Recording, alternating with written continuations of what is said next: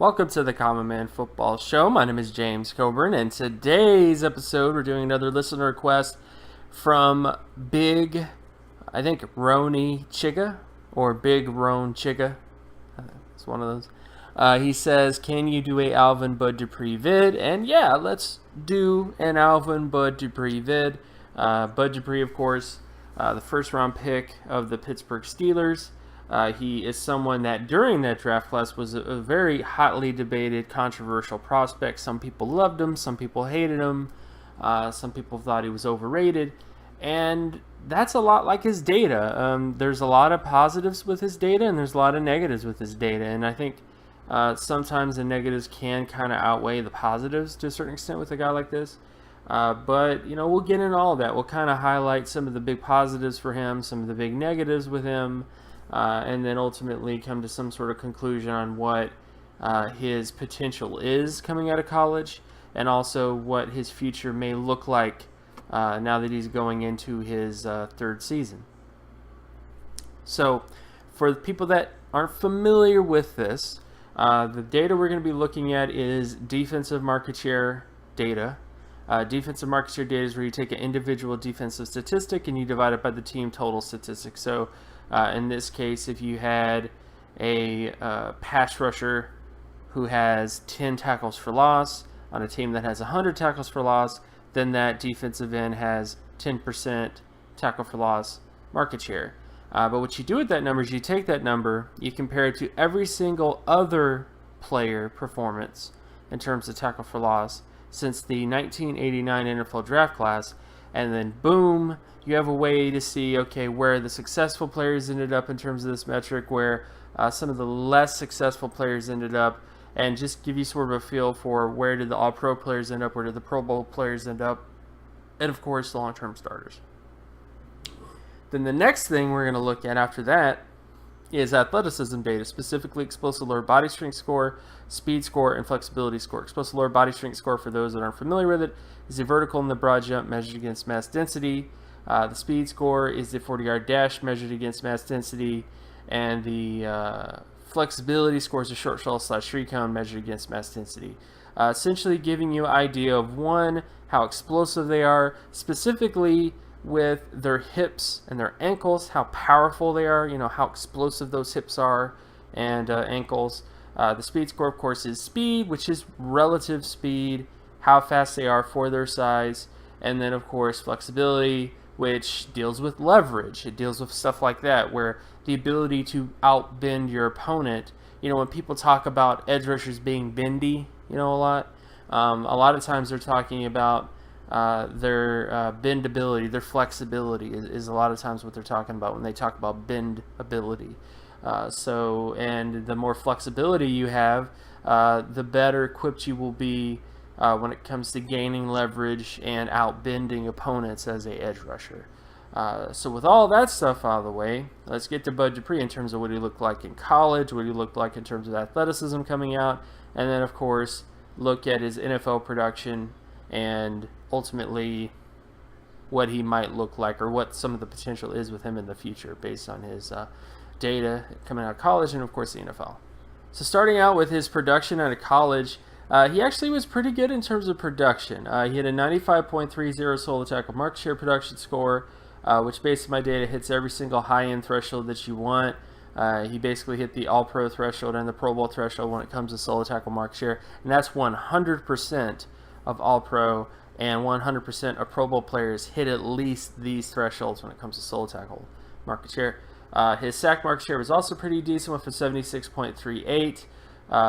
Pretty much 95% of multiple Pro Bowl rushers hit at least 61.84 in terms of sack market share, with 100% of multiple All-Pro edge rushers hitting at least 84.67.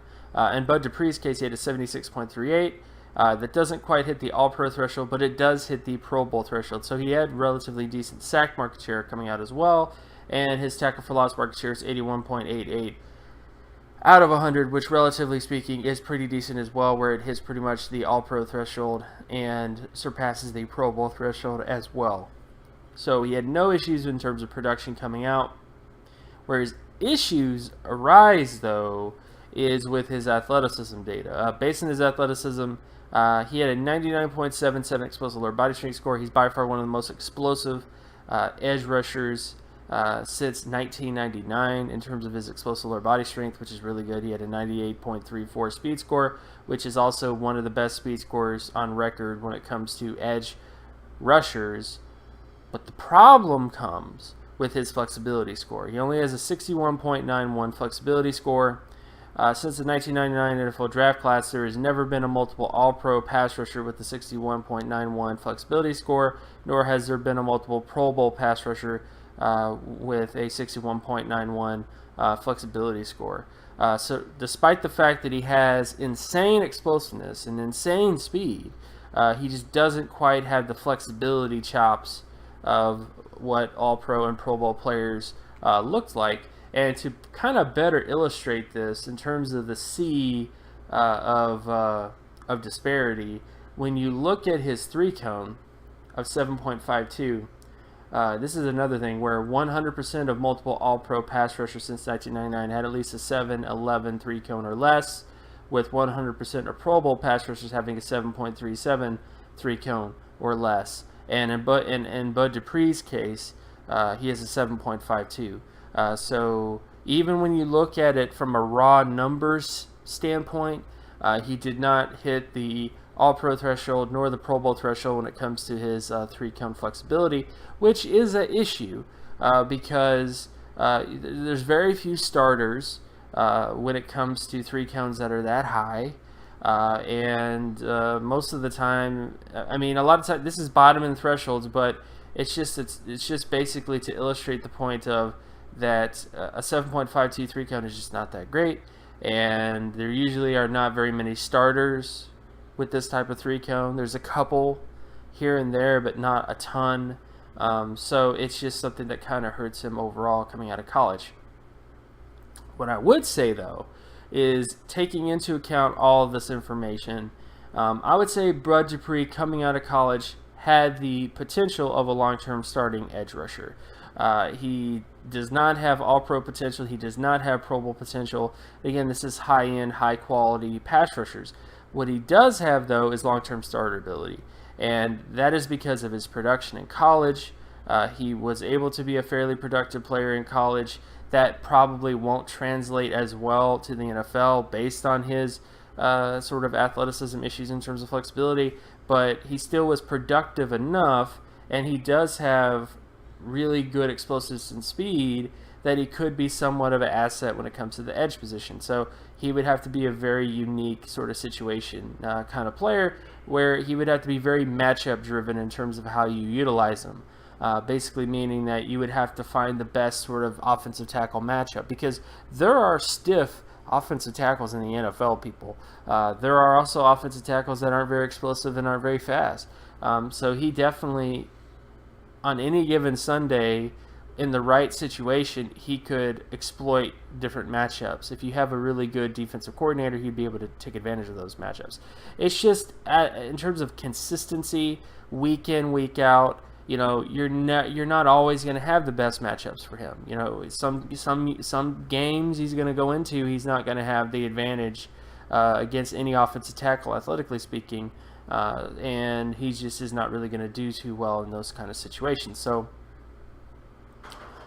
to basically finalize the point, Bud Dupree has, you know, pretty decent athleticism, but just doesn't quite have all the other components to be great. Then, of course, when you look at his NFL production, it should not be surprising that his NFL production has not exactly been the best either. He's pretty much been a below-average impact pass rusher from 2015 to 2016.